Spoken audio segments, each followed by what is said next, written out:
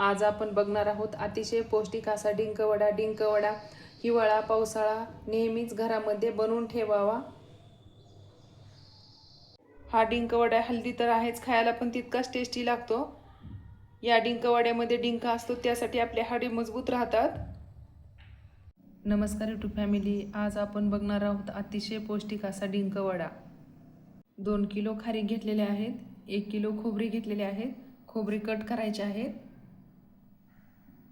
खोबरे असेच कट करून घ्यायचे आहेत. सगळे खोबरे कट केलेले आहेत, बारीक बनवून घेतलेले आहेत. खारीक पण फोडून घ्यायच्या आहेत. सगळ्या खारीक फोडून घ्यायच्या, अशाच फोडायच्या आहेत. बी काढून टाकायचं आहे. डिंक 250 ग्राम घेतलाय, तळायचा आहे. तळून घ्यायचा आहे. तेल टाकायचंय. तेल जास्तच टाकायचं आहे, तळायचं आहे त्यासाठी.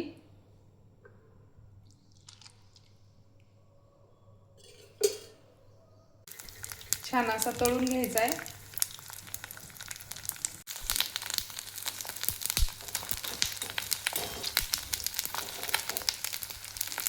छान असा तळून घ्यायचा आहे.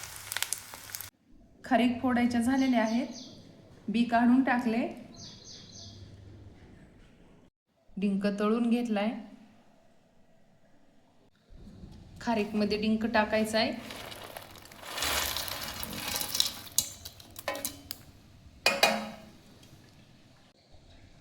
खारीक मध्ये डिंक टाकलाय. खारीक आणि डिंक एकत्र बनवून घ्यायचंय.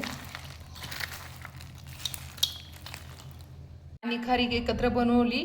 खोबरे टाकायचे आहेत. एकत्र बनवून घ्यायचे. मगच बी टाकायचे 2 छटात. 200 ग्राम बदाम आहेत, बदाम टाकायचे. 100 ग्राम काजू टाकलेत.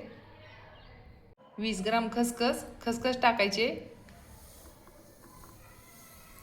एकत्र बनवून घ्यायचे.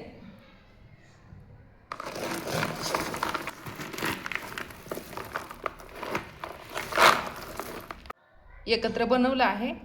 1 किलो साखर टाकायचे. गिरणीमधून डिंक वडा बारीक बनवून आणायचा आहे, दळून आणायचा आहे. गिरणीमध्ये डिंक वडा बारीक बनवल्यानंतर साखर टाकायची आहे. गिरणीमधून दळून आणलेला आहे बारीक बनवून, एकत्र बनवून घ्यायचं आहे.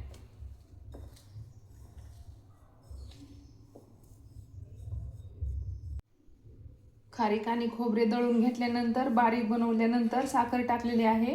गिरणीमध्येच बारीक बनवून टाकलेली आहे साखर. पूर्ण साखर एकत्र बनवून घ्यायचे. छान झालेला आहे.